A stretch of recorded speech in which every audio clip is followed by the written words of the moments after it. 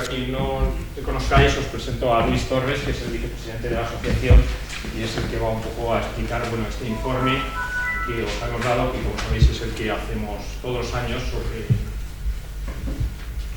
cuál es la situación del sector, y también de paso pues aprovecharemos para comentar algunos de los temas de actualidad sobre nuestro sector. Bueno, pues mientras empezamos con la parte técnica, que siempre se encasquilla un poquito, bueno, primero por supuesto doy las gracias por disponer de tiempo de calidad para poder compartir parte de la mañana de hoy en UNED. Como ha comentado José Donoso, nuestro director general, vamos a repasar de alguna manera qué ha significado el año 2012 para la industria solar fotovoltaica española. Como es lógico, también vamos a entrar en lleno, ¿no?, en cuál es la situación a corto plazo a la que nos enfrentamos, los diferentes actores. Y lo más importante, yo creo, es que habilitemos al final un turno de debate, un turno de preguntas y respuestas, porque creo que es importante también que atendamos cualquier pequeña o gran demanda que podamos tener por su parte, ¿no? Simplemente comentar la presentación la hemos dividido en dos grandes partes. Una primera parte que es una introducción para ver un poquito cómo está la tecnología y cómo está el sector en el marco internacional, en torno al mundo y fuera de nuestras fronteras, que veremos que es una perspectiva muy diferente a la que nos encontramos digamos, en casa, ¿no?, en España. A ver si empezamos ya con la presentación, porque si no, me la pongo. Aquí está.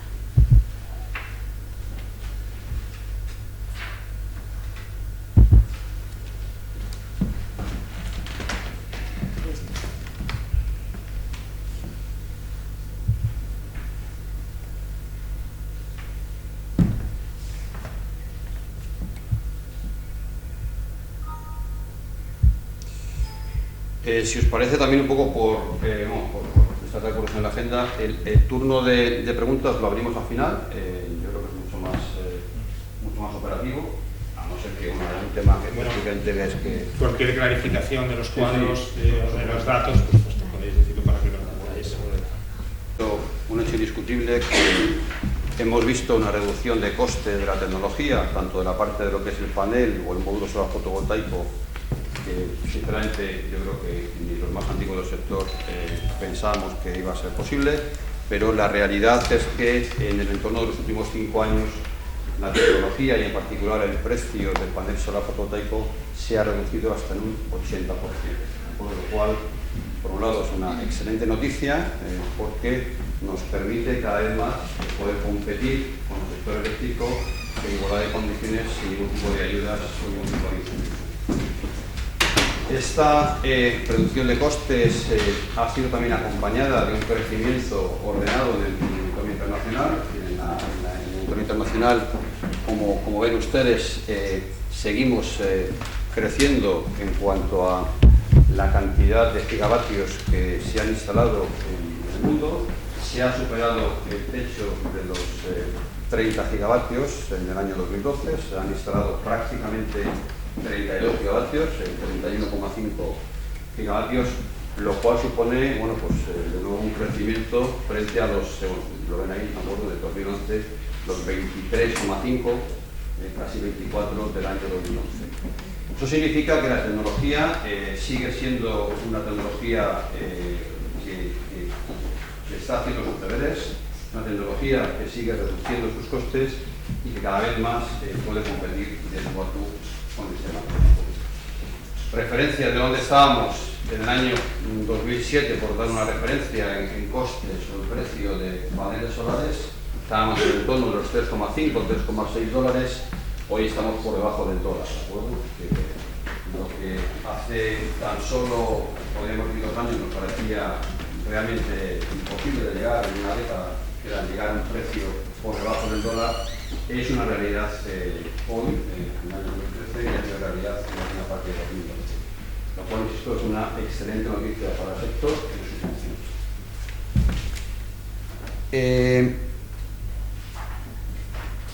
Es un poco lo que he comentado, es decir, en estos últimos 5 años se ha reducido en un 80%, lo cual, como comentaba, es una buena noticia para todos, ¿no? Entonces, un poco para ver el efecto de la curva de experiencia, es una escala logarítmica, ¿de acuerdo? No es una escala, digamos, lineal, y excepto en algún momento donde hemos tenido una pequeña, de alguna manera, inflexión, ¿de acuerdo? En algún momento hemos tenido ha habido una subida del coste de la tecnología, fundamentalmente porque había más demanda que producción, y el mercado obedece a las leyes de oferta y demanda. En el entorno, digamos, del año, esto es el año, digamos, 2003-2004, sí hubo un punto de inflexión en donde subió los precios de la tecnología, pero vemos, digamos, a partir, este es el punto del 2012, pero realmente a partir del 2010-2009, como la tecnología de manera drástica baja su precio, baja su coste, y es lo que le permite, indiscutiblemente, tanto estando hablando de tecnologías, saben ustedes que hay dos grandes grupos de tecnologías dentro de la fotovoltaica, lo que llamamos envase silicio cristalino y envase capa delgada. Hay diferentes, digamos, opciones, tenemos los dos grandes grupos, pero tanto uno como el otro. La línea roja es la tecnología de capa delgada, la línea tanto azul como morada es la tecnología tipo cristalino.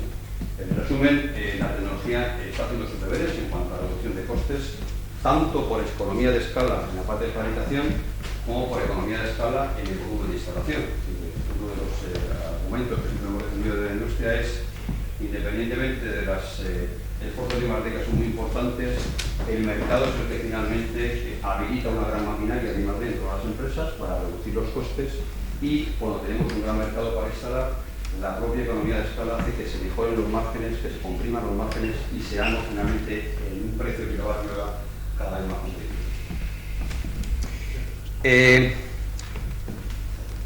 Hasta la fecha, el mercado fundamentalmente ha estado dirigido por Europa, es decir, prácticamente la cifra que yo tengo es un poquito más alta que esa, es decir, más del 60% de la potencia acumulada que se ha instalado en Europa. Es decir, que Europa ha sido sin duda el que ha tirado de la demanda frente a otras regiones, en particular países como Alemania, países como Italia, y recientemente también países que a lo mejor no son tan conocidos para ustedes en el sector de la energía fotovoltaica, como es por ejemplo Bélgica, como es por ejemplo el Reino Unido y como es por ejemplo Francia. Es decir, cada vez más lo que yo defino como la comunidad solar es una comunidad no solamente en Europa, sino fuera de Europa, que pertenece a más países. Y se le entiende, se ve el valor a dar entrada cada vez más a la tecnología de la fotovoltaica por sus innumerables beneficios, y todavía aún mejor a los costes o precios actuales. En este sentido, si me permites que te haga un momentito, en este entorno de España, prácticamente 0 megavatios instalado, este año seguramente Alemania terminará entre 3.000 y 4.000 nuevos megavatios fotovoltaicos, Francia entre 1.000 y 2.000 y el Reino Unido 1.000. Correcto, Italia entre 1,5 y 2, ¿no? por repasar. Yo sigo diciendo que hay cada vez más países que están en la liga que le llamo del gigavatio, ¿no? Digamos en la Premier League, y hay otros países que se están quedando atrás, ¿no? ¿Cuál va a ser, digamos, el escenario a futuro, ¿no? Este es el dato de EPIA, ¿no? Que es nuestra asociación hermana en Bruselas, y en donde, bueno, vemos que efectivamente en el 2012 todavía Europa sigue siendo el mayor instalador, o sea, el que más demanda tecnologías de la fotovoltaica. Ha habido una reducción frente al 2011, fundamentalmente por la bajada en Italia y también un cierto ajuste en Alemania, pero fundamentalmente porque aparecen otros jugadores, ¿de acuerdo? Lo importante es que la tecnología a partir de ahora estará muy presente en latitudes que no serán las europeas, es decir, territorios como Estados Unidos, territorios como Latinoamérica, territorios como el Oriente Medio y también África, muy importante, están cada vez más siendo un mercado importante para la tecnología de la fotovoltaica. Como dato, no me quiero olvidar, por supuesto, de Japón. Japón, todos conocemos la situación energética que tiene y ha hecho una apuesta clara e indiscutible por favorecer y con rapidez la instalación masiva de energía solar fotovoltaica. Este año van a hacer 8.000 megavatios en Japón, de fotovoltaica. 8.000 megavatios. Y quizás también convendría señalar los importantes planes que tiene un país tan, puede parecer tan extraño o tan exótico en este sentido como es Arabia Saudita, que es uno de los, en este momento, Arabia Saudita tiene uno de los mayores programas del mundo para la instalación de energía solar. Exactamente, su planteamiento es tener nada más y nada menos que 16 gigavatios, es decir, 16.000 megavatios instalados en parte de cero de aquí al 2032, empezando ya este año con los primeros programas de aprovisionamiento. Porque su previsión es que el coste de producción de esa energía con la energía fotovoltaica es más barato, les interesa más exportar la energía, o sea, exportar su petróleo, les interesa más que consumirlo para producir energía eléctrica y producir la energía eléctrica con fotovoltaica. Y bueno, esto es un poco el último dato, ¿no? Es decir, en Europa todavía el año pasado la nueva generación ha sido mayoritariamente energía solar fotovoltaica y bueno, a nosotros como sector nos tiene que llenar de punto, ¿no? Vemos que ha habido se ha hecho una desinstalación o un decommissioning de algunas centrales de generación obsoletas y de tecnologías fundamentalmente fósiles. Vemos que prácticamente 5,5 gigavatios de gas se han desinstalado, aproximadamente lo mismo, 5,4 de carbón y 3,2 gigavatios de fuelo. Y también, bueno, está empezando también a aparecer ya la parte alemana, que como conocen ha decidido parar la generación nuclear, por un planteamiento ambiental, un planteamiento también de política energética, y aquí vemos ya las primeras centrales que empiezan a ser desacopladas del sistema. Es decir, de nuevo, la posición de la tecnología del año 2012 en el entorno de la Unión Europea, aún no siendo tan buena como en el 2011, sigue siendo positiva, porque, como vemos, en el conjunto de la Unión Europea, la tecnología solar fotovoltaica ha sido la generación más instalada.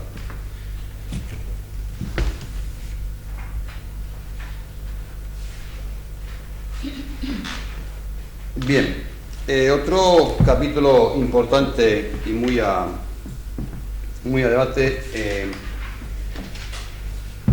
Europa per se es una región importadora de energía. No tenemos recursos autóctonos, ni fósiles ni no fósiles.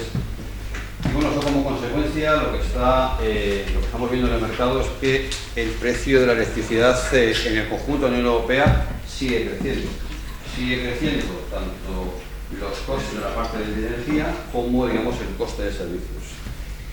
En el caso de España también hemos visto unas subidas, pero hay que también entender que estas subidas todavía no están en el entorno de la Unión Europea. Es decir, todavía la electricidad en España, aun habiendo sufrido importantes crecimientos, todavía hoy estamos en entornos que podemos decir por debajo de la media europea. Esto es una gráfica de Eurostat, o sea, no son datos nuestros, ¿de acuerdo? Ahí aparece, digamos, la Agencia Estadística Europea, en donde vemos que, bueno, de alguna manera, España prácticamente está un poquito por debajo, pues en el caso de un consumidor residencial europeo.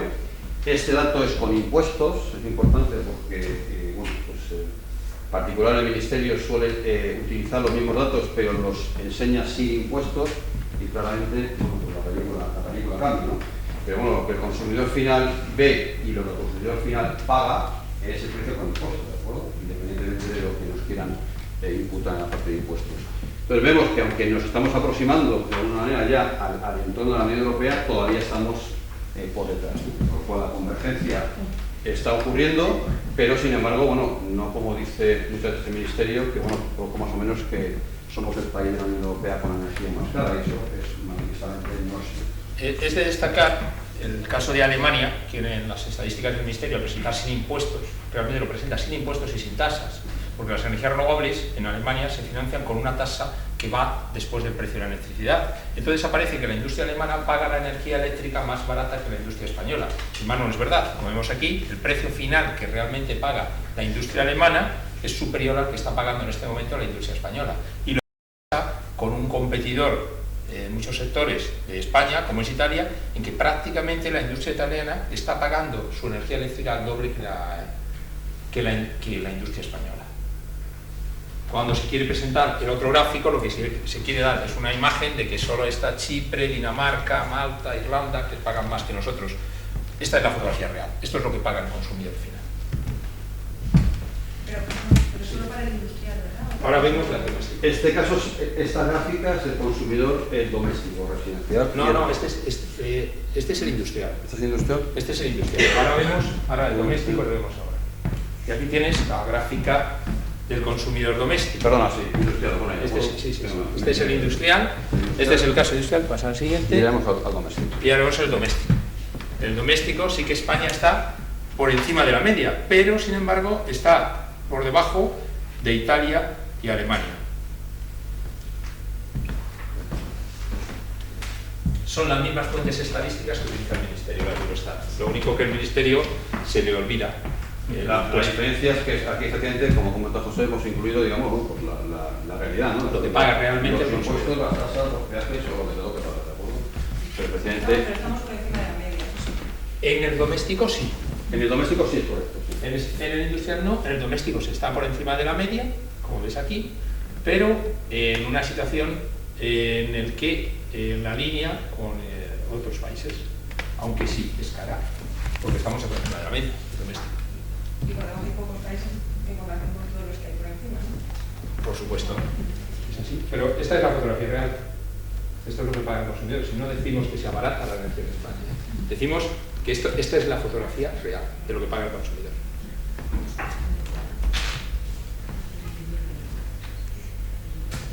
Bueno, la pequeña contradicción que tenemos es que en el caso específico del recurso solar, contando probablemente junto con una parte de Portugal, tenemos el mejor recurso solar de la Unión Europea, es indiscutible. Sin embargo, el grado de desarrollo de nuestra industria está claramente por debajo de esa posición premium. Exactamente, nuestras cifras me dicen que estamos, pues, digamos, en el número 8, ¿no? Eso de alguna manera nos debería hacer reflexionar, ¿no? Porque si tenemos recursos y sin embargo nuestra industria no está, digamos, al mismo nivel de recursos, probablemente es porque ha habido una política regulatoria, una política industrial que no ha acompañado, ¿no? a la industria. Y eso lo estamos viendo, ¿de acuerdo? Lo estamos viendo en cifras de empleo, en cifras de localización de empresas y, bueno, en cifras finalmente de que no estamos siguiendo la evolución que está teniendo la tecnología en el entorno europeo y en el entorno global, ¿no? Algo que también a veces saca el Ministerio y tiene un poco más o menos que demostrar que España es el país poco más o menos que tiene más potencia instalada de solar fotovoltaica, lo cual es manifiestamente incierto. Y aquí hemos cogido simplemente un gráfico de, bueno, básicamente cuántos vatios o cuántos kilovatios pico hay instalados por habitante, ¿no? Es un ratio bastante fácil de entender, ¿no? Bueno, por motivos obvios vemos que en el primer lugar está Alemania, con prácticamente 400 vatios por persona. Alemania tiene instalados alrededor de 36 gigavatios, nosotros algo más de 4.2 gigavatios. Italia tiene 269 vatios por habitante, tiene instalados Italia alrededor de 17 gigavatios, o sea, aproximadamente casi 4 veces más que nosotros. Bélgica, que es un país que a veces es desconocido en este sector, también tiene un nivel, digamos, de instalación por habitante muy alto, 240, y bueno, ya no sigo leyendo, pero vamos, incluso por ejemplo Grecia, ¿no? Que podría ser un país... O Bulgaria o Eslovenia tienen instalado más fotovoltaica por habitante que España. Sí, lo curioso, yo siempre lo digo, en particular el caso de Alemania, ¿no? Un país con probablemente un 40% menos de recursos que nosotros, menos sol, ¿de acuerdo? Tiene instalado, bueno, pues, prácticamente 3-4 veces más que nosotros, ¿no? O sea, y además con una industria pujante tanto para atender su demanda constante como su demanda interna como su demanda externa. Seguimos.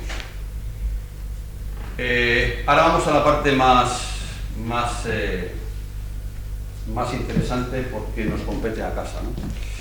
Bueno, todos somos conocedores, no digamos de este año, el año pasado, digamos una serie de años en donde hemos sufrido cambios regulatorios prácticamente todos los meses, en algunos casos todas las semanas, y la avalancha de cambios regulatorios siempre ha sido la misma dirección, fundamentalmente ir en contra del desarrollo y de la implantación de la tecnología, no solamente en contra de lo ya instalado, creando una gran inseguridad regulatoria y inseguridad jurídica, sino de alguna manera poniéndole trabas al futuro, ¿no? Y ahora veremos, cuando digo trabas y cuando hablo de futuro, a qué me refiero.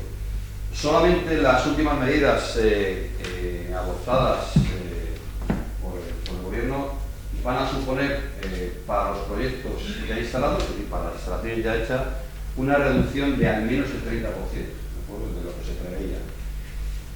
Independientemente de que estemos más o menos de acuerdo de la rentabilidad que tenga que tener un proyecto, lo que está claro es que aquí una serie de inversores, fundamentalmente particulares, también algunos fondos institucionales, total somos 60.000 instalaciones más o menos, una gran parte son instalaciones pequeñas como digo yo, de DNIs, no de grandes expertos financieros, sino gente que quería de alguna manera, apostaba por la energía solar fotovoltaica y veía cierta opción de tener una pequeña rentabilidad.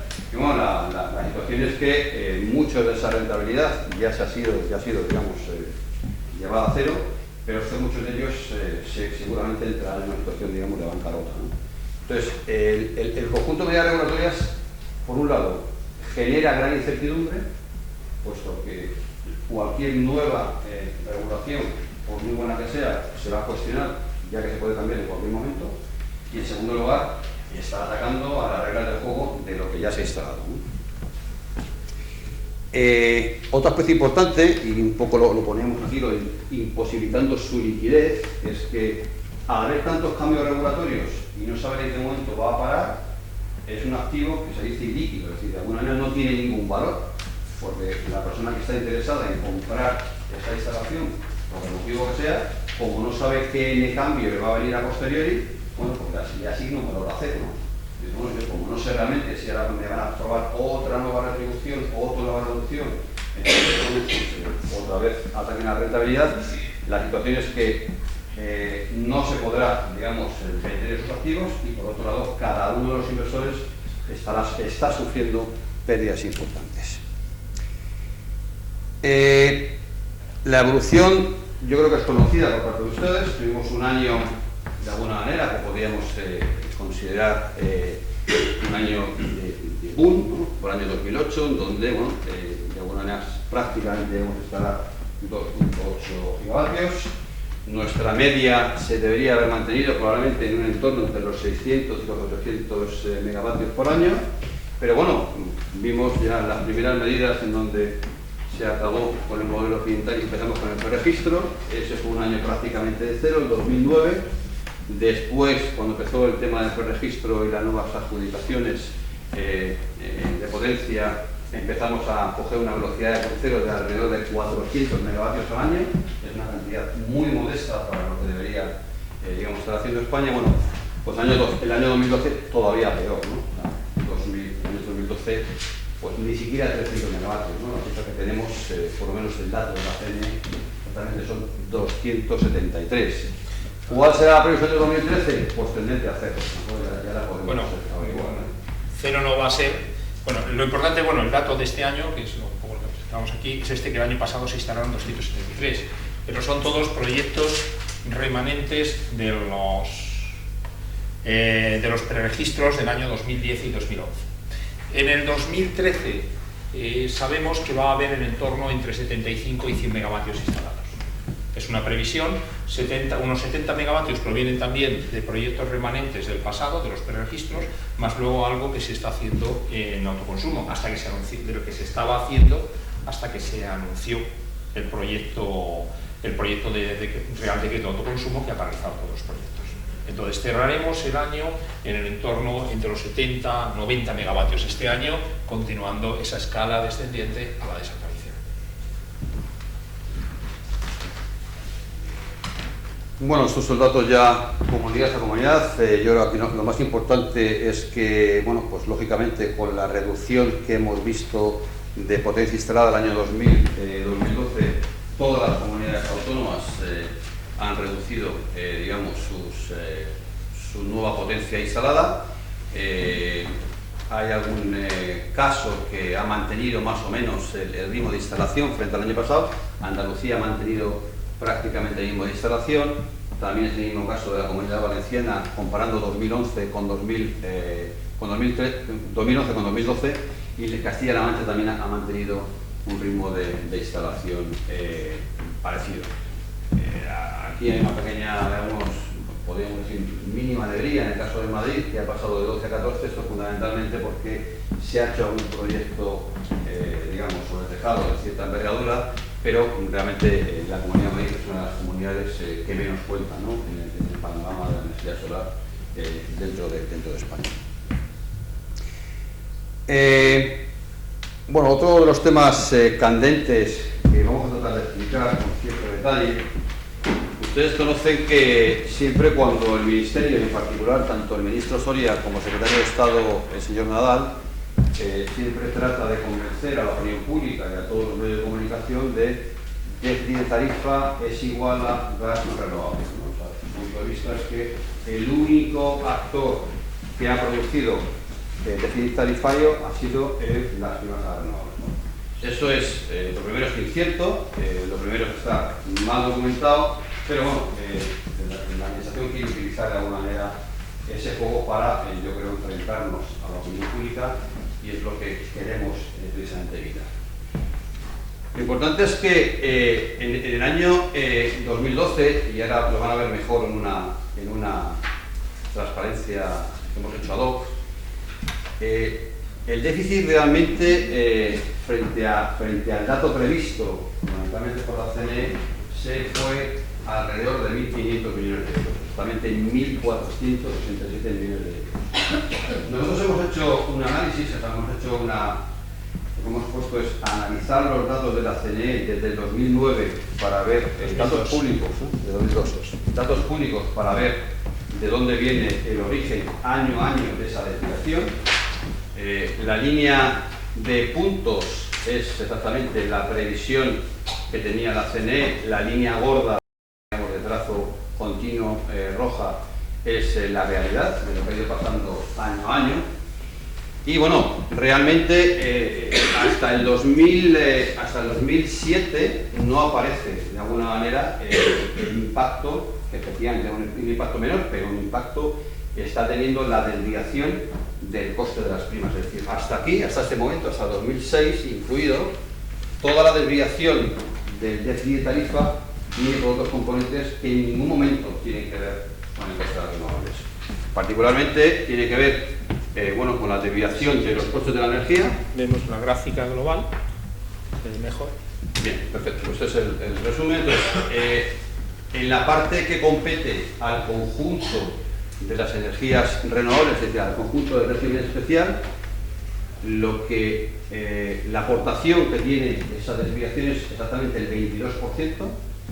El 41%, que es la parte gorda, la parte de la cabeza del león, viene de lo que definimos como déficit ex ante, es decir, gastos con anterioridad a que existiera el problema del déficit tarifario, que fundamentalmente son errores cometidos por regulaciones del pasado, y son errores de alguna manera... No, más que el déficit ex ante no es un error, es una decisión política.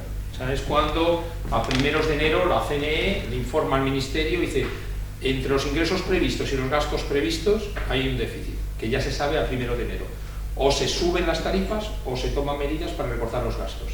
Y la autoridad política responsable del ministerio de turno no toma medidas y deja que se acumule a ese déficit. Eso es lo que ha conformado el 41% de la deuda, hablando de propiedad. Los ejemplos son claros, ¿no? Cuando hay que subir el precio de electricidad porque ha habido en la subasta de turno se ha subido ese precio, ha sido un precio mayor, y por decisión política pues se decide no subir. El caso de los peajes es un caso parecido. En algunos casos se decide subir los peajes, en otros casos se decide políticamente bajarlo. Eso acumulado durante N años es el 41% de lo que llamamos atrasado. Lo importante para nosotros es que el conjunto de renovables se le puede acusar como máximo de ser, digamos, el autor intelectual del 22% de déficit de tarifa. Pero es que en particular la tecnología solar fotovoltaica el año pasado, exactamente nuestra contribución a esos 1.500 millones de euros de desviación es solamente de 1 millón de euros. Lo cual nosotros... Desviación del régimen especial. Correcto. Nosotros creemos y afirmamos que hemos hecho bien los deberes, que nuestra tecnología cada vez más está bien computada, bien controlada por la CNE, están bien imputados los gastos y en ningún momento se le puede acusar, en particular al sector de la energía solar fotovoltaica, de ser el gran contribuyente del déficit tarifario. El gran contribuyente del déficit tarifario, decías. Quería hacer un inciso, seguro. Pero en ese déficit ex-ante hay unos costes Que también serán... se traducen en unos costes. Parece que este déficit ex-ante fuera un coste por sí mismo de algo que no existe, ¿no? Pero eso lo vemos en otro lado. Eso es un déficit por el costes. Y que evidentemente hay una parte... Esos costes también estarán... Claro, pero no lo puedes diferenciar. Porque al final no es que el político dice no pago esto, no pago lo otro. Al político de la CNE le presenta una factura. Y le dice tienes que pagar esto. Y de esa factura total no se toman medidas. Por supuesto que hay una parte, y aquí lo vemos aquí vemos la evolución de esos costes, cómo han evolucionado en esta otra gráfica. En que una parte, evidentemente, de ese déficit ex ante es por la evolución de los costes de las renovables, por supuesto. Y una parte del año concretamente, 2007-2008, importante, es por la evolución de los costes de la energía fotovoltaica. Eso es verdad.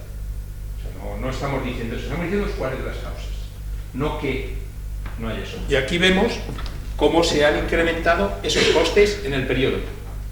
Porque en general también, por supuesto que los costes de las primas y renovables han incrementado. En el periodo 2002 a 2012, en todo el periodo que hemos analizado, se han incrementado en un 38% el importe. Lo que pasa es que el Ministerio en general presenta como si fuera el único coste que se ha presentado. Si coge, en cambio, los otros costes se han incrementado en un 62%. Quizás, lo que pasa es que como economista me repugna hacer una cosa así, tan así, pero quizás podrías decir de ese 41%, un 38% es responsabilidad de las renovables. Bueno, pero como la CNE no nos da la información vamos, es que además es imposible porque es la factura total, dice no, yo no subo. Pero podrías decir, si quieres, que de ese 40%, el 38% es renovable. Pero es una cosa que no se puede decir tampoco muy científicamente porque eso, pero la razón es política. El político no ha asumido la responsabilidad del modelo que estaba implementando, el político en su momento, ni ha tomado medidas, ni se las ha transmitido al consumidor. Yo creo que para mí lo importante es que nosotros aceptamos esto parte, independientemente de que sea el 22% o el 38% del 41%, lo importante es que nosotros asumimos parte, digamos, de ese déficit, pero lo que queremos es que es falsear la información, decir que somos los únicos contribuyentes. Hay otros componentes muy importantes, el tema de la insularidad, el tema de los costes asociados, digamos, al déficit, que están siendo verdaderamente los que están aportando ese agujero galáctico que se ha generado con el déficit tarifario.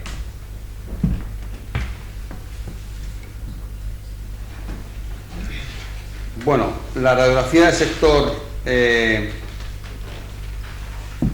que entender que en el sector de la industria, un tema importante es que lo primero, la industria española está en toda la cadena de valor, es decir, existen fabricantes tanto de células como de módulos, como de equipos electrónicos, lo que llamamos inversores, estructuras, seguidores, y obviamente la película es muy diferente si esa compañía es de un tamaño medio o grande frente a una pequeña instaladora, ¿no? Entonces, lo que yo llamo empresa grande o pyme crecida ha tenido la oportunidad y ha estado abocada a su internacionalización y ese es el camino que ha seguido. De alguna manera, las grandes que han podido, que tienen suficiente disponibilidad financiera o el concurso de su socio, ha podido acudir a los mercados y la situación es que hoy por hoy la tecnología española, la tecnología que yo defino como Made in Spain, pues la podemos encontrar en Japón, la podemos encontrar en Estados Unidos, la podemos encontrar en Sudáfrica. Es decir, también tenemos que entender que esto ha sido gracias a la inversión que hemos hecho todos los consumidores eléctricos en tener nuestros pozos gigavatios. Es decir, eso nos ha permitido tener una industria que pueda ir de tú a tú afuera. Sin embargo, el panorama es realmente desalentador para las pymes y las micropymes, ¿no? Estas de per se están o han desaparecido, y yo creo que la pérdida de empleo en el año 2012 y en este año 2013 aún más es miles de puestos de empleo que se están desapareciendo. ¿Por qué? Porque en España de alguna manera deja de ser interesante, ¿no?, como mercado. Aquí vemos un poco la radiografía de la industria, de la parte manufacturera, alrededor de 60 empresas, y importante, tal vez, bueno, si nosotros pudiéramos instalar todo lo que fabricamos en España, ¿cuál debería ser nuestro run rate, ¿no? ¿Cuál debería ser nuestra velocidad de crucero?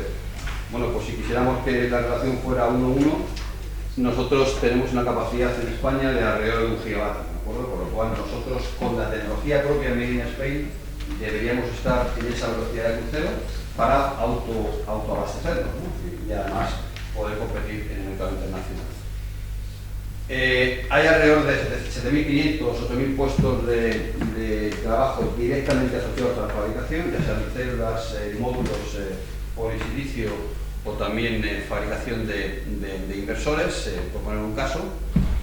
Y bueno, también vemos que está muy diversificado, ¿no? O sea, es una tecnología que tiene una base industrial que no está solamente enfocada en el País Vasco, en Cataluña y en Madrid, que puede ser lo habitual, sino que tenemos una implantación industrial importante en Andalucía, en la Comunidad Valenciana, en Castilla y León, Galicia y, bueno, por supuesto, las historias, ¿no?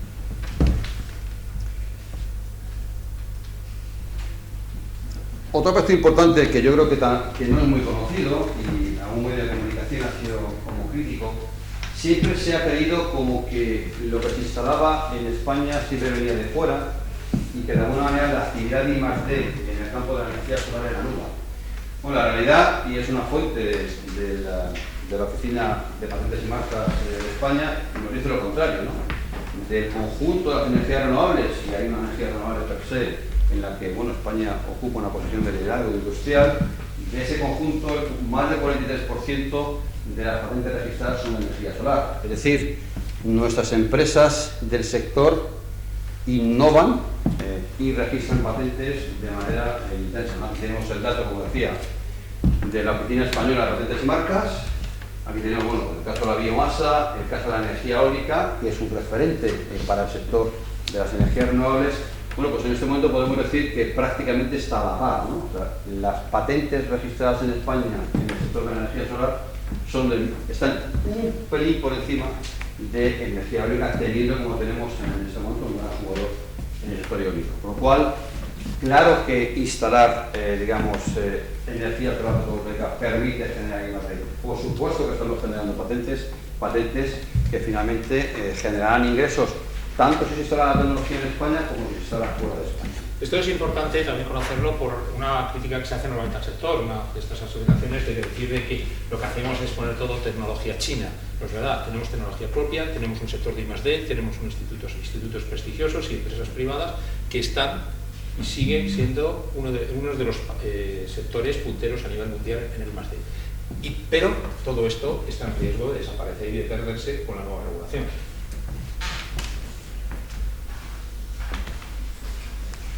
Bueno, esto es lo que comentaba antes, podemos decir que el 50% del sector está internacionalizado, pero claro, el otro 50% yo diría que no es que solamente esté en España, que está en vía de extinción, ¿no? Y también esa parte internacional, si no tenemos de alguna manera la pequeña ayuda de seguir instalando, aunque sea 300 o 400 megavatios al año, terminará por desaparecer. Pero lo importante es que entender aquí es que, bueno, podemos decir qué bien que exportamos, pero cuidado, porque eso significa que el otro 50% no es que esté en este sector. ¿De acuerdo? Es que ha desaparecido. ¿O va a desaparecer próximamente? Bueno, esto es un poco la radiografía de en qué mercados estamos presentes como tecnología española, prácticamente en el conjunto de la Unión Europea, también muy presentes en Latinoamérica y en Estados Unidos, y cada vez más con presencia, bueno, pues en geografías no tan conocidas como puede ser Sudáfrica, como puede ser Japón y por supuesto India y empezando a... Prácticamente, si pusiéramos el mapa aquí del mercado, se podría ver que prácticamente donde hay un mercado fotovoltaico, ahí hay una empresa española fotovoltaica. O sea, es decir, no está teniendo prejuicios, no está viendo timideces, y las empresas, visto la situación aquí, están apostando muy fuerte, algunas demasiado fuerte, por esta internacionalización, y donde hay un mercado, ahí están, de Canadá, Australia o de Chile al Japón, y en muchos casos compitiendo con bastante éxito. Bueno, dato, digamos, tenemos un poquito de datos estadísticos. En este momento, como media, la generación solar fotovoltaica es el 3% del conjunto de la generación eléctrica. Hemos llegado en algún momento a picos del 6 o del 7%, pero son, digamos, picos de un día, unas horas, en algún momento del verano, pero digamos como media 3%. Hombre, yo siempre digo lo mismo, ¿no? Parece poco, ¿no? Pero los que llevamos algún año en este sector, como hemos pasado del 0 al 3%, pues parece que podemos decir que es una buena noticia. El problema es que ese 3% lo alcanzamos hace 3 años y prácticamente está sin entonces, ¿no? No ha habido un crecimiento ni en potencia instalada ni en generación significativo los últimos prácticamente 2 años, ¿no? Porque, bueno, hemos pasado, hemos tenido un año de 0, como hemos comentado, el año 2009, un año muy flojo el año 2012 y, bueno, un año un poquito más pendiente a lo normal que ha sido el 2009 y el 2010. ¿Qué significa esto en ahorro de factura energética, ¿no?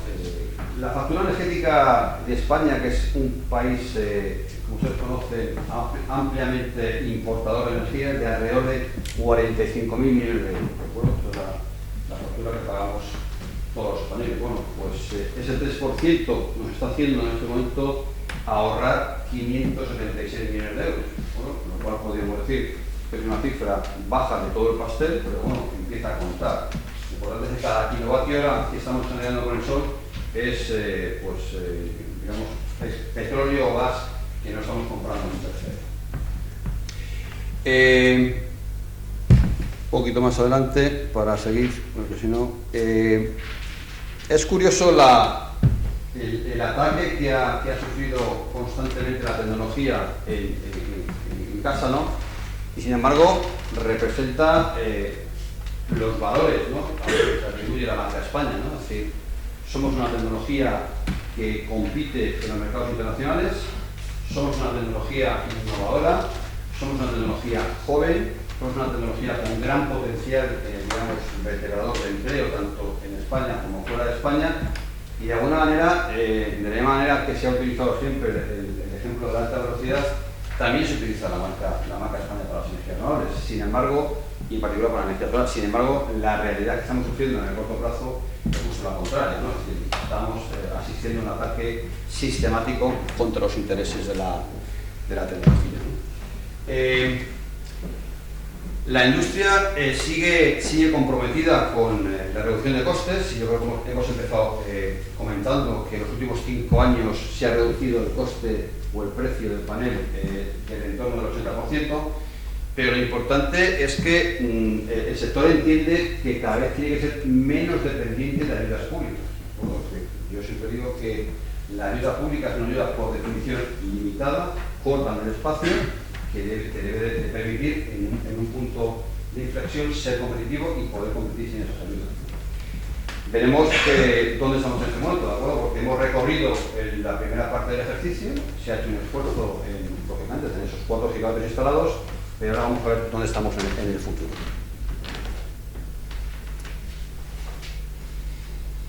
Bien, la información que tenemos de los países de nuestro entorno, y yo siempre defino países de nuestro entorno, la Unión Europea, para mí Europa es mi referencia, es que la evolución de la instalación en los próximos 3, 4, hasta 5 años va a ser preferentemente en el entorno de Europa en tejados tanto residenciales como tejados comerciales, es decir, superficies comerciales o superficies industriales, y veremos menos plantas solares en el suelo.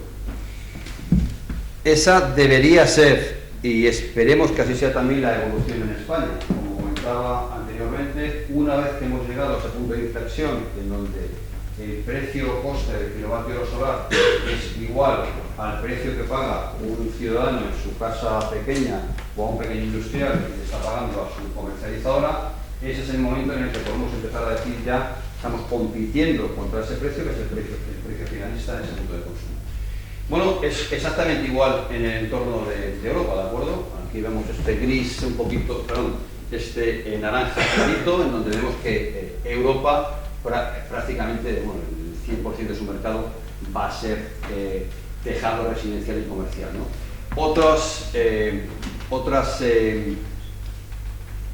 regiones, como va a ser, digamos, Asia, va a estar más o menos equilibrado, aproximadamente un 50% plantas en suelo, otro 50% líneas de instalaciones en suelo perdón, instalaciones en tejado, tanto pequeño como grande. En el caso de Oriente Medio será fundamentalmente plantas en suelo, y lo que estamos viendo en Arabia Saudí, en Emiratos, también es el caso de India, que no está reflejado aquí, y bueno, en el caso de Norteamérica, que también podría ser de alguna manera un espejo donde mirarnos, vemos que aun habiendo un componente de alguna manera relevante en la parte de grandes plantas en suelo, realmente el 80 o el 90% del volumen será en tejado residencial y comercial. Es decir, de alguna manera, nuestra apuesta estratégica que en su momento hizo UNED de vamos evolucionando de un modelo que ha sido hasta ahora primas o incentivos fundamentalmente a plantas en suelo, y a un modelo que denominamos autoconsumo con balance neto, que nos permitirá poder suministrar energía al mismo precio que estamos pagando a nuestra comercializadora de energía, sin ningún tipo, digamos, de ayudas o de ventajas económicas. Para que veamos también la perspectiva, no somos solamente nosotros, España, los que queremos ir hacia este camino, que llamamos, insisto, autoconsumo con balance neto. Vemos que también es el caso de Italia, y aquí un modelo de autoconsumo con balance neto. Es importante entender Italia, porque Italia prácticamente hasta hace 6 meses tenía un mecanismo relativamente parecido al de España. Tenía exactamente una prima, un incentivo por cada instalación que se hacía, ya sea en suelo o en tejado, se pagaba un precio fijo durante 20 años. Tenían un presupuesto, ese presupuesto ya se agotó, pero durante un tiempo han estado coexistiendo la opción de ir a un precio fijo con una prima, equivalente al modelo español hasta hace 2 años, pero también se podía empezar fundamentalmente en tejados hasta los ratios con una nueva regulación que no era una prima, sino que era un modelo de autoconsumo con balance neto, en donde yo lo que estoy haciendo es fundamentalmente ahorrar factura eléctrica a ese consumidor final, instalando 3, 4, 5 media docena de paneles.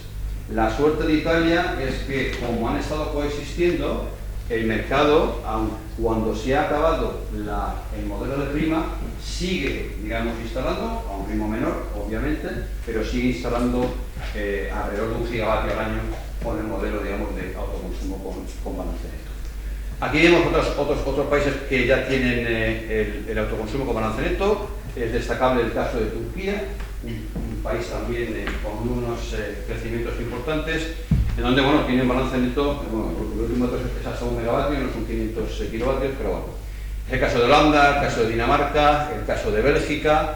Es decir, es un modelo que cada vez más está, digamos, empezando a aparecer. Hay solamente una excepción en este momento, que es el caso de Alemania, pero veremos probablemente el año que viene en Alemania como ya también un modelo de autoconsumo o con balance neto o con almacenamiento. Hay que destacar el caso, por ejemplo, de Holanda, que lo tienen tan claro que es muy positivo, que están subvencionando la compra de paneles fotovoltaicos para hacer instalaciones de autoconsumo con balance neto, con subvenciones importantes, que no es nuestro caso, que no queremos ningún tipo de subvención. Y fuera de lo que es el área europea, está ya regulado en 43 países, en 43 estados de Estados Unidos, está regulado en Japón, pero ya también en países como México, Brasil, Costa Rica, Panamá, y poco a poco se irá extendiendo. Brasil, ha dicho sí, y países emergentes con costes de electricidad relativamente altos están empezando ya también a apostar por la... Bueno, el resumen es que en nuestro caso es el contrario, ¿no? Nosotros hemos estado discutiendo durante estos últimos meses finalmente si sale la normativa de autoconsumo o no sale, bueno, todos somos conocedores de la regulación que ha salido. Claramente es una regulación que lo que hace es prohibir, ¿no? O sea, la regulación de autoconsumo no podemos darla como una regulación positiva, como una regulación que navega a favor del sector, es manifiestamente una regulación, insisto, prohibitiva, ¿no? Es decir, el gobierno va claramente en contra de los países de su entorno e en contra de la evolución de la tecnología en el resto de los países, ¿no?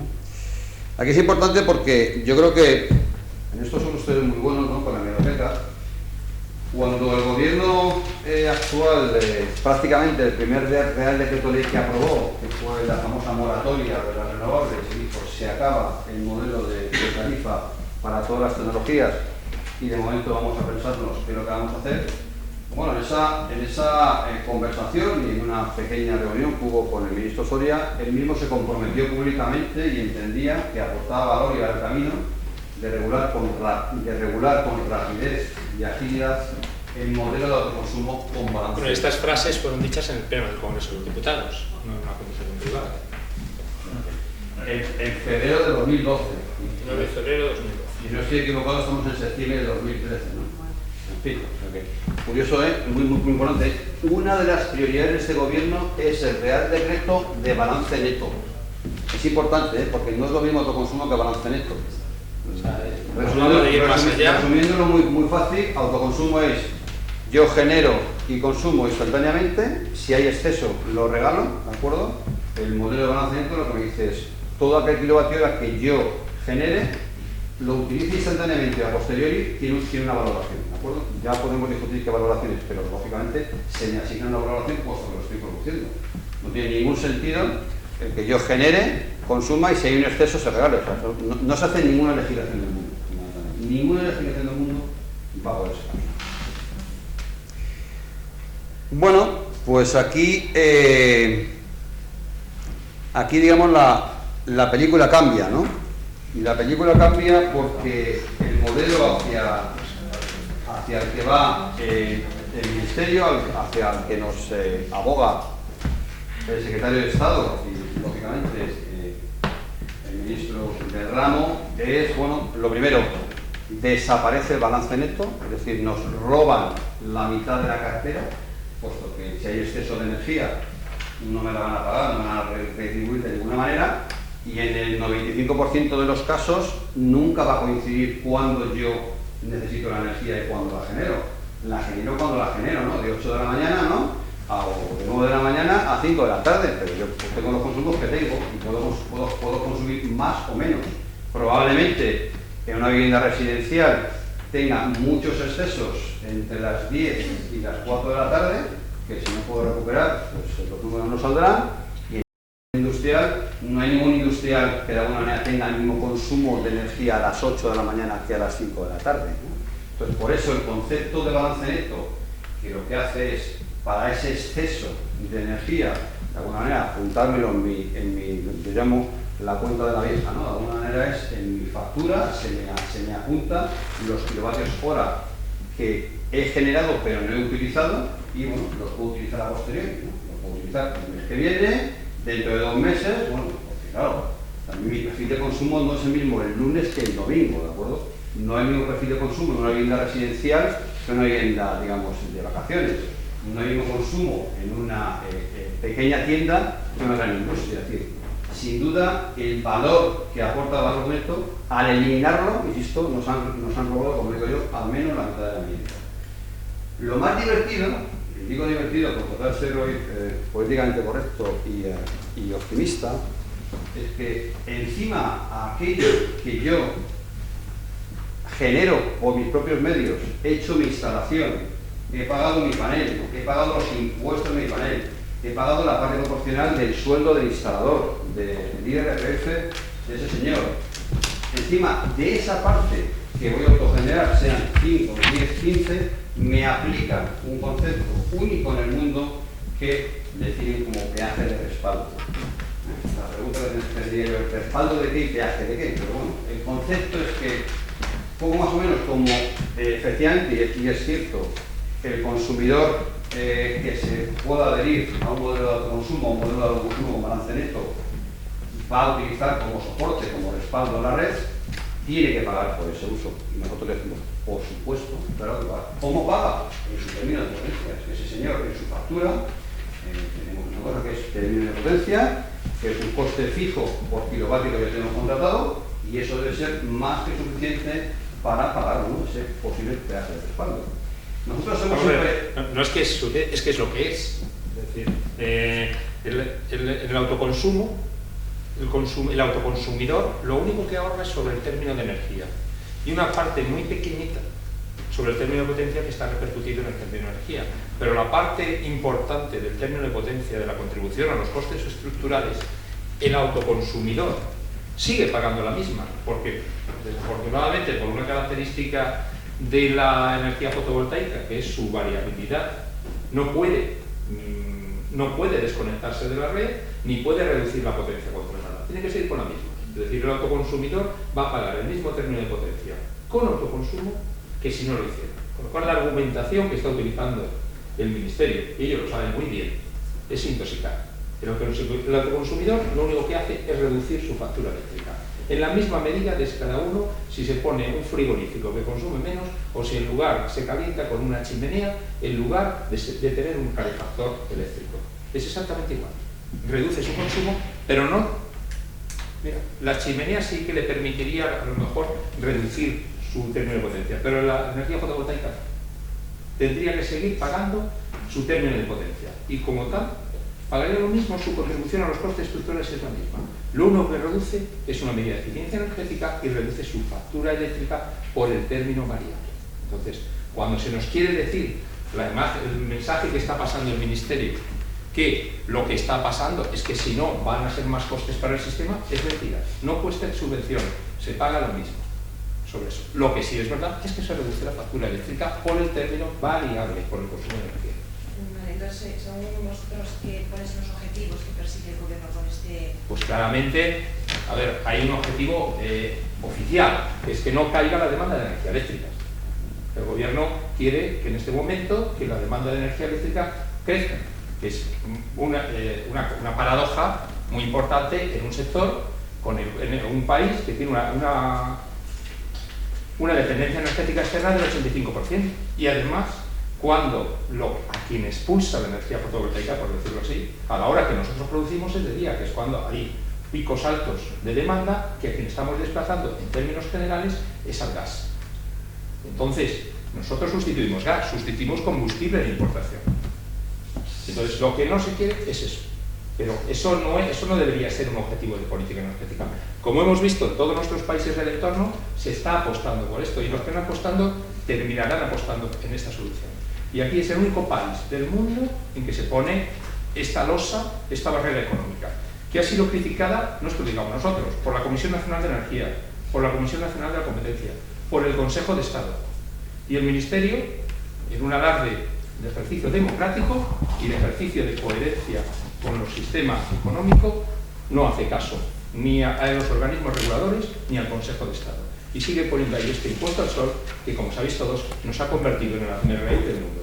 Desde la revista Forbes, así uno va a estos mercados en Chile, la prensa de Chile, Australia, lo ha recogido, este impuesto al sol, y se han reído de lo que estamos haciendo, lo que está haciendo este ministerio aquí en España. Para nosotros no es de risa, es dramático, porque lo que empuja es que a todo nuestro sector, el único nicho de mercado que quedaba para poder seguir trabajando, desaparece. Y eso que desde aquí se le había ofrecido un pacto al gobierno de acordar una senda de crecimiento limitada para no reducir, que tuvieran controlado cuál iba a ser ese crecimiento, y una senda pequeña de en torno de 200 megavatios al año, empezando por este ejercicio. Y se ha negado a todo. Es muy importante entender que en este modelo o en este no modelo de autoconsumo con balance neto, fundamentalmente lo que se hace es ahorrar factura de electricidad al consumidor. Porque, por otro lado, los consumidores serían los grandes beneficiarios de este sistema, porque podrían, mediante la instalación de un sistema relativamente sencillo, o llegar a una tarifa plana de alguna manera, donde tienen un costo fijo siempre por kilovatio hora, o empezar a reducir su factura energética hasta un 30%, porque fundamentalmente lo que están haciendo es generar una gran parte de su electricidad, de su luz. Yo te respondería mucho más directo. La regulación, yo siempre he dicho que había que tener cuidado qué se entendía o qué entendían determinadas personas por regulación. Yo creo que ahora está muy claro, se ha regulado para prohibir. Se ha regulado para prohibir. Así de sencillo. O para beneficiar a un sector. Claro, se ha regulado para prohibir que no se que haga, no haya competencia con el sector. y como nuestra energía que iba a entrar por ese camino es la energía que se genera en los periodos más altos, más caros digamos, de generación eléctrica, bueno, pues esto aquí favorece a los que van a entrar ahí, fundamentalmente el gas, ¿no? También es importante lo comentó José, yo creo que es la primera vez que yo conozco en democracia que se ignora, y eso lo he leído esta mañana en un proceso digital, se ignora constantemente las sugerencias de tres, no solamente de uno ni de dos, sino de tres, digamos, entes, bueno, de ámbito en principio independiente, ¿no? Dos consejos reguladores y el Consejo del Estado. Específicamente el Consejo del Estado dice que la propuesta es de un riesgo regulatorio muy intenso. No son palabras mías, está entrecomillado y lo podrá sacar, digamos, en internet, ¿no? Pero es que hasta la agencia de rating, esta que nos califica, nos pone notas, ¿no? De si sube, si baja arriba, aquí tengo el informe de Fitch, dice exactamente lo mismo, es decir, la supuesta contrarreforma del sector eléctrico no solamente no pone punto y final al déficit tarifario, no solamente va fundamentalmente en contra de renovables, sino que, bueno, que puede ser manifiestamente una amenaza, bueno, pues para lo que es nuestra prima de riesgo. ¿Por qué? Porque esto automáticamente incertidumbre significa riesgo, ¿no? Significa que los mercados financieros están en un sitio que la regla del juego puede cambiar, y eso ha cambiado en el caso del sector eléctrico durante muchas veces estos meses. Esto era un chiste, pero no es un chiste para nosotros. Bueno, porque apunta a un tema importante también dentro de lo desmedido que es todo este disparar contra una hormiga que nos están disparando con misiles, es la sanción que se nos pone. Se nos pone una sanción muy grave. Se le caracteriza el que si una persona hace autoconsumo en su casa y no lo declara, la sanción, que la calificación de la sanción es la misma que si una central nuclear expulsa residuos radiactivos a la atmósfera y no los declara. Es decir, evidentemente es una incongruencia, es algo que, pero no lo han corregido tampoco ahora en la versión que ha ido al Parlamento. Claramente hay una voluntad disuasoria de que nadie se atreva a poner una instalación fotovoltaica. No hay, es absolutamente discriminatorio y no hay correlación entre lo que hasta ahora se viene aceptando como sanción muy grave y lo que se pone aquí. Pero para que os hagáis una idea, con unos números muy básicos, hasta ahora lo que significa este peaje de respaldo. Hasta ahora el payback de una industria pequeña y mediana, o una empresa del sector servicios que hiciera un proyecto de autoconsumo, sin balance neto, solo autoconsumo para ellos, para su consumo interno, era una recuperación de la inversión en el torno de los 7 años. Con la nueva medida, con el nuevo peaje de respaldo, se pasa al doble, al entorno de los 14, 15 años, con lo cual nadie va a hacer esa inversión. Pero es que el sector doméstico, que estaba en el entorno de los 10, 11 años, pasa a 34 años. Claramente es una losa económica, una barrera económica que se pone encima para que sea imposible. Para que sea más claro, lo que han hecho es que si el coste del impuesto más el consumo de un autogenerador es superior a si no tuviera eso. No es que igual, como si no hiciera la reforma, es que es más caro. Sale superior que el coste de alguien que no habrá consumo. Eso significaría que, haciendo los números y vemos el total, un autoconsumidor pagaría más de factura eléctrica que un no autoconsumidor. Por eso decía, que comentaba antes, que para mí la regulación en este caso es prohibición.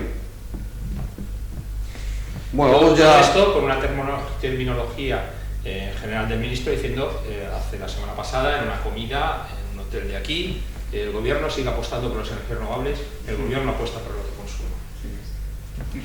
Perdona, una duda. Esto último que has dicho de el tiempo que iba a costar el retorno de la inversión, En el caso de que se pasa de 7 a unos 12 o 14 años, Sí. eso sería para el sector industrial, Sí. has dicho. El sector industrial y el sector servicios. Pero eso afecta a las instalaciones de autoconsumo instantáneo, Esto es exclusivamente instantáneo. exclusivamente instantáneo. Instantáneo. Pero no existe. Sin balance neto no se podía hacer.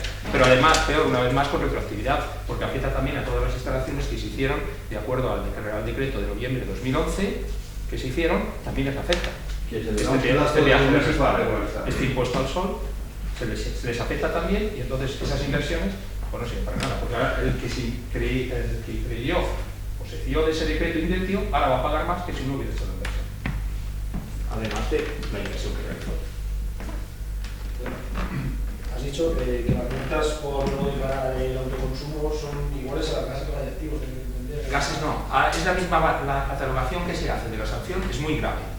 Muy grave, si no falla la memoria, implica sanciones de 6 millones Entre 6 y a 30 millones. 6 y 60 60 millones. He dicho 30 millones, son 60 millones. Entre 6 y 60 millones. Es la misma catalogación de la sanción que se hace a una central nuclear que emita residuos radiactivos a la industria. No quiere decir que eso habría que ver luego qué sanción pone, pero es la catalogación que se ha hecho. Muy grave.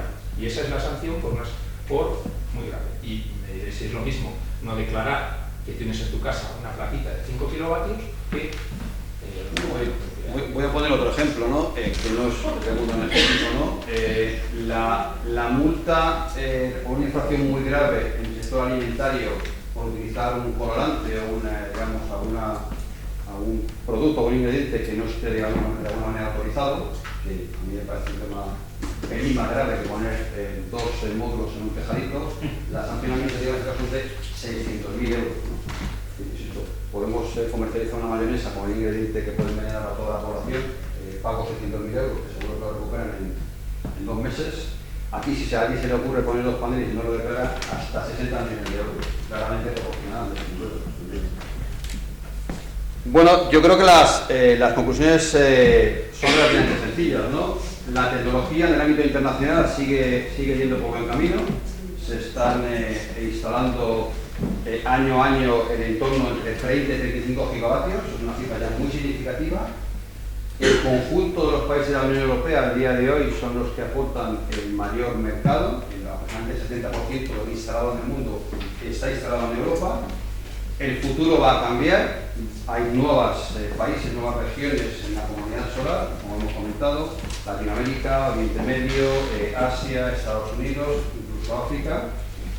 Aparecen países emergentes que han visto el valor, tanto en política energética como en política industrial, de favorecer la instalación de energía solar fotovoltaica.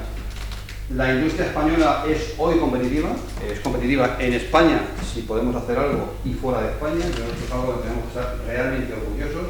Insisto, ver paneles solares fotovoltaicos que se han fabricado en Valencia o en Málaga o donde toque, pues en un tejado en Estados Unidos, en un tejado en Tokio, la verdad es que creo que es, de verdad eso es parte, para mí, parte de marca España y no que son planteamientos. Nosotros entendemos como industria que ha llegado ya la hora de prácticamente vivir sin subvenciones como tal, sin incentivos fuertes. Lo que estamos ahora es una batalla de derechos, que queremos que nos dejen conectar, queremos que nos dejen que se valore el 100% de nuestra producción. Es absolutamente imprescindible que se apruebe el balance neto y no solamente, digamos, la no regulación del autoconsumo, porque como comentaba antes, esta regulación es una prohibición. Y bueno, esto es importante no solamente para la industria, yo creo que aquí se nos olvida que es un elemento sin duda importantísimo para el consumidor en los momentos en los que estamos. Cualquier medida de reducción de coste, cualquier medida de reducción de mi factura, la que sea, es bien vista.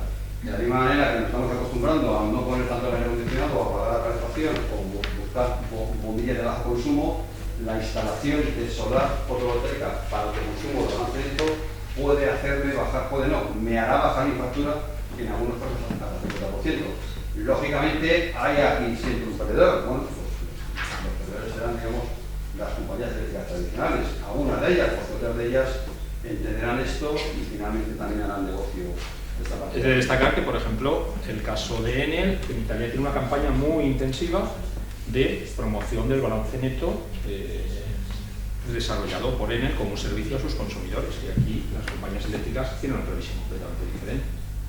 Pero además haciendo una visión un poco no optimista hacia el futuro, pero dando un punto, hay un futuro en esta previsión, el sector confía tanto en esta reducción de costes que en este momento en red eléctrica hay depositadas en el entorno de 30.000 megavatios de proyectos fotovoltaicos que quieren conectarse a precio full sin ningún tipo de prima ni subvención. Es decir, el momento del sector fotovoltaico ya no está pidiendo ningún tipo de prima, de subvención ni de apoyo. Lo único que está pidiendo es que dejen competir en igualdad de condiciones y en condiciones justas.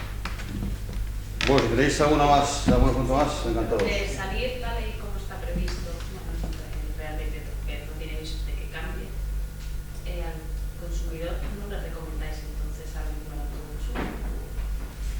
Bueno, tiene que hacer sus números. El consumidor que está muy convencido y esto lo ve como una situación a muy largo plazo, pero yo te diría que sería un segmento minoritario, ¿no? Si la decisión es económica, nadie lo va a hacer. Si hay una de que dice yo quiero, porque es una cosa que se nos olvida, es que además esta es una energía limpia. Si hay el que dice no me importa pagar más, pero quiero tener una producción limpia, pues lo hará. Pero evidentemente los números que han hecho son para que dentro de una racionalidad económica nadie esté interesado en hacer eso.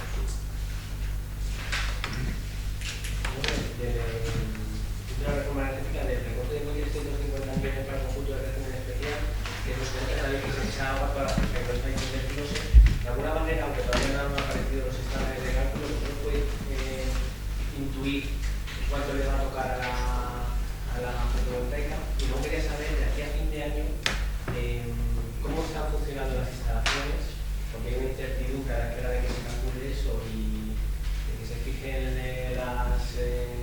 los criterios. Entonces, ¿cómo porque también en una liquidación mensual del régimen especial, la CNE ha mostrado que ha habido una caída muy fuerte en julio de la actividad fotovoltaica? Entonces, ¿qué es lo que está pasando aquí a fin de año? ¿Cuánto dinero podría ser el recorte que podáis tener en este periodo? Evidentemente yo no te puedo decir eso.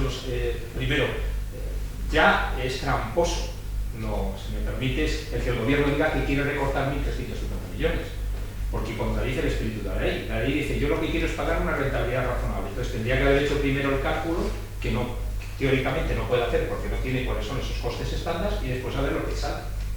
Pero si ya dices la ecuación al final, por cuál es el resultado que te tiene que salir, entonces ¿para qué sirven estos consultores que han contratado? ¿Simplemente para que le justifiquen esos 1.350 millones de euros? Las plantas, pues mira, la ley tiene otro efecto muy perverso, que es penalizar la eficiencia. Al dar el pago se va a hacer por potencia instalada, es una aberración, porque tú estás penalizando a las plantas más eficientes con respecto a las más ineficientes. Pero todavía tenemos muchas incógnitas de saber cómo se va a aplicar eso para poder, de verdad, saber, por ejemplo, la ley habla de un rendimiento mínimo, y si no tienes un rendimiento mínimo, no vas a poder cobrar esa deducción. Entonces no sabemos si va a ser un rendimiento muy exigente que va a dejar fuera a muchas plantas porque por problemas de sombras, de tal, de lo que sea, o de algún problema puntual, no vayan a llegar a ese rendimiento mínimo, o al revés, va a ser muy laxo para desincentivar que la gente funcione de forma eficiente. Mientras que todas esas ecuaciones no las resolvamos, los promotores no se van a adecuar un poco a la nueva situación. De momento, evidentemente, con esa filosofía, pues se va a intentar reducir gastos de operación y mantenimiento, se va a intentar reducir todo. Pero la verdad es que el problema es mucho más grave que eso. El problema es que hoy en día, con todos los recortes que ha sufrido el sector, se encuentra en una situación en que los proyectos tienen una rentabilidad media del 6% y un periodo de recuperación de 14 años. Con ese 6% y ese 6% de rentabilidad real, no la que me marca la ley, que es antes de impuestos y sin costes financieros, la real es el 6%.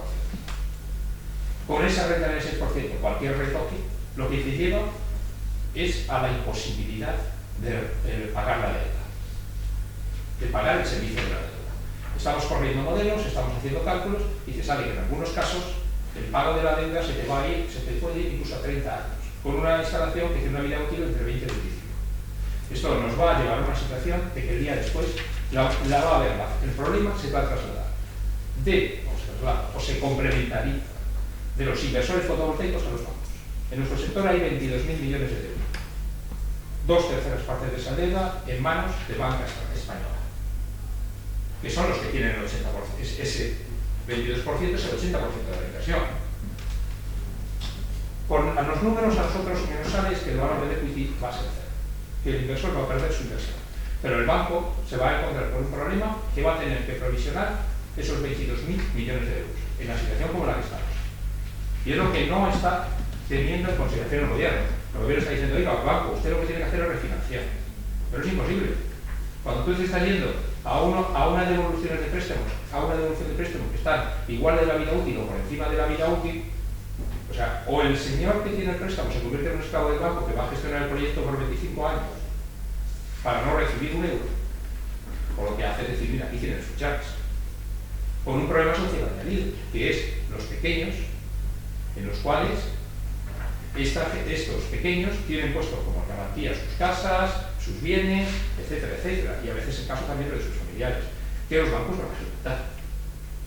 Entonces nos estamos encontrando con un problema similar al de las preferencias, pero en este caso no han sido los bancos, aunque en parte también los bancos han ayudado a difundir el modelo. Es el Estado con un boletín oficial del Estado, con unas campañas públicas que ahí están, prioridades, prometiendo unas rentabilidades del 12 y el 14%, y es el que ahora, el mismo Estado, el que a esos inversores que se han fiado en la seguridad jurídica que se suponía que nuestro país era un país serio, que tenía seguridad jurídica, los es que se encuentran atrapados. Y desde aquí se han hecho propuestas al Ministerio. No es que el sector se ha puesto una posición movilista de decir que no me toque nada, no. Hemos hecho unas propuestas. Primero, decirle, mira, ¿cuál es el problema? ¿Te está cayendo la demanda y por eso tienes menos ingresos? Pues bájanos en función de lo que caiga la demanda, pero déjanos con vida. O sea, no nos pegues un palo de tal forma que lo que vas a generar es un problema en que todo el mundo va a devolver las llaves o se va a encontrar en un complejo proceso de negociación con los bancos, pero muchos de ellos van a hacer todo las llaves. Y hemos dicho, bájanos en función de esto. Pero como ya estamos en un 6%, eso es imposible tocar, en un momento determinado que la economía española se recupere, súbenos en función de esa recuperación. Pero de tal forma, haciendo una fórmula que no tengamos ningún tipo de rentabilidad adicional, solo mantener el statu quo a medio y largo plazo. Segunda, hemos hecho otra propuesta, es decir, que nos quieres descontar ahora, descuéntanos, pero haznos como las eléctricas, titulízanos esa deuda. Reconoce que nos tienes una deuda, ahora no tienes para pagar, nos quieres hacer esto, pues titulízanos esa deuda a 4 o 5 años cuando pienses que la economía española va a estar mejor, pero de forma que el señor que se ha endeudado pueda coger eso, ir a un banco y descontarlo de forma que no sea obvio. O sea, hemos propuesto fórmulas de intentar contribuir a resolver el problema, pero intentando salvar esas inversiones y a esas personas. Recuerdo, son 59.000 instalaciones las que hay en España de energía fotovoltaica.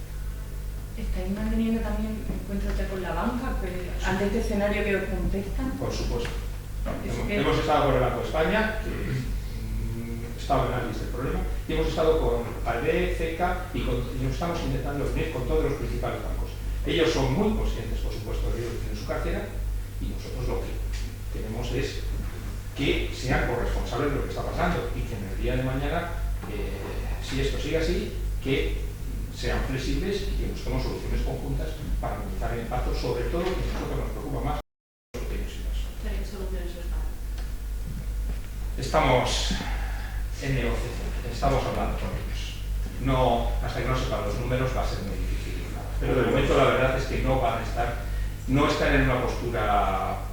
Es decir, su idea es la misma que el gobierno, extender, pero extender es imposible, con estos números no saben extender los plazos. Bueno, hasta que no sepamos finalmente la fórmula que se va a aplicar, los bancos no van a poder correr su modelo, su simulación, ¿no?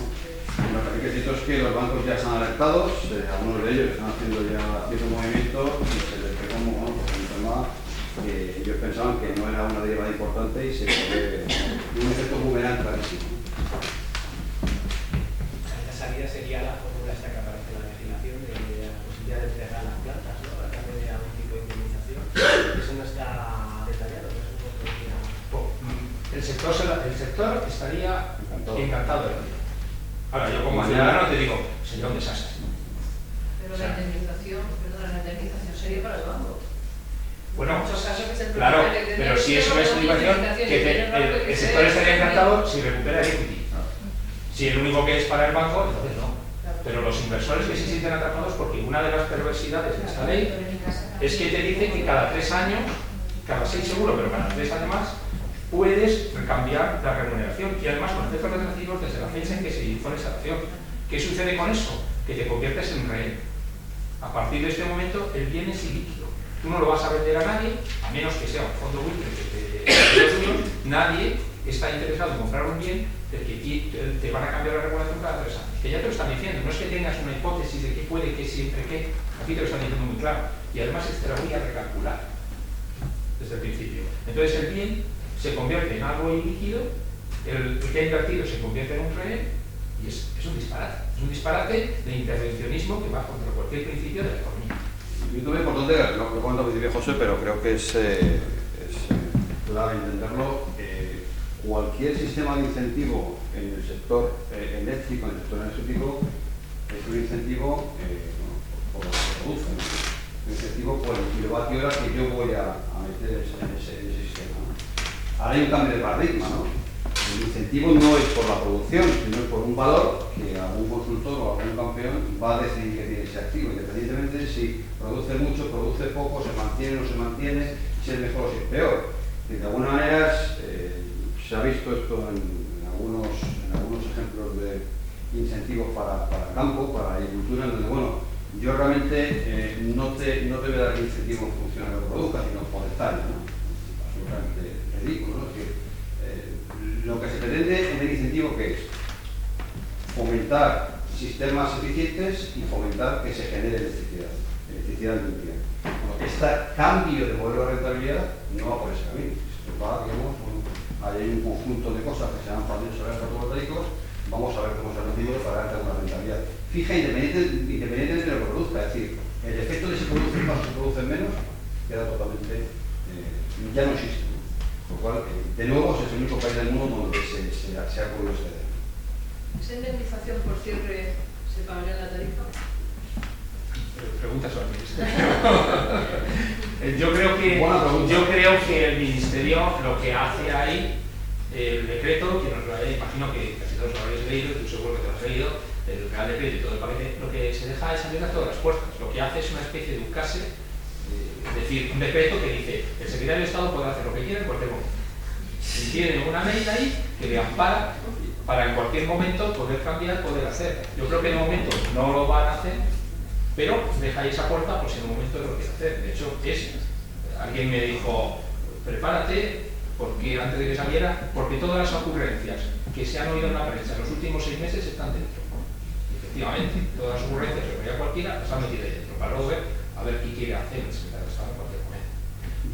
Hay una cosa que en muchas plantas son inexpropiables, porque esa filosofía puede aplicarse a grandes plantas, pero la pequeña planta, y también se lo aviso a los bancos, la pequeña planta que está dentro del parking de una pequeña y mediana industria, en la superficie, en el tejado de un centro comercial, sobre la piscina de un señor en su chalet privado.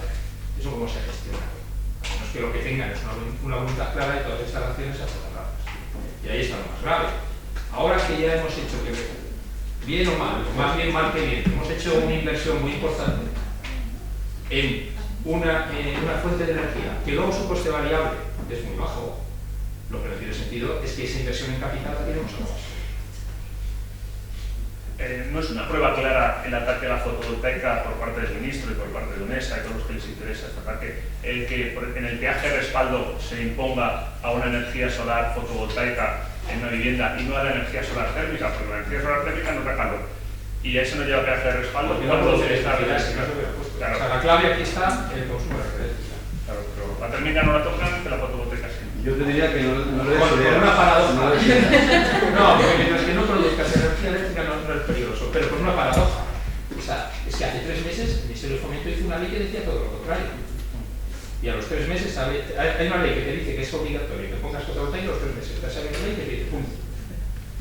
Es decir, y un último punto que seguro conocéis, pero por remarcarlo, ya hay 3 comunidades autónomas que han planteado recursos, ¿de acuerdo? La Comunidad Autónoma de Navarra, Extremadura y Murcia. Que bueno, aquí hay de todos los colores políticos, ¿no? Son importantes que afortunadamente, bueno, las comunidades autónomas se han movido con alguna de ellas, y yo quiero creer que en alguna instancia judicial, no sé en qué sitio, nos tiene que dar en algún momento la razón.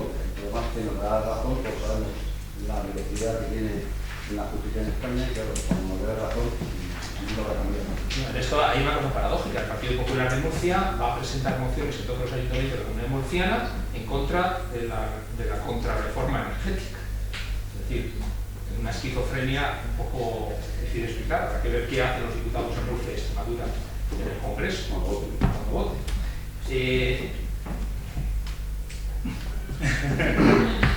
Y no tendría que reunirse la asociación UNED, no se tendría que reunir con Iberdrola, porque Iberdrola, si tiramos de hemeroteca, en general 2012 inventó el peaje de respaldo. O sea, el peaje de respaldo es una invención de Iberdrola que todos lo reíamos en general 2012 de que nos iban a poner un impuesto al sol y tal, y el ministro Soria ha seguido los pasos de Iberdrola. Nosotros nos reunimos con la autoridad competente si quiere, pero como tampoco quiere mucho, nos reunimos poco.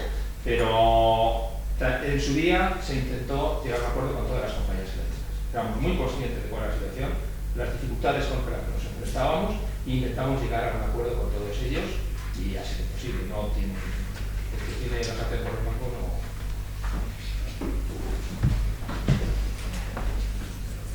¿Alguna pregunta más? Oye, pues muchas gracias por vuestro tiempo, sé que nos hemos extendido un poco, espero que os haya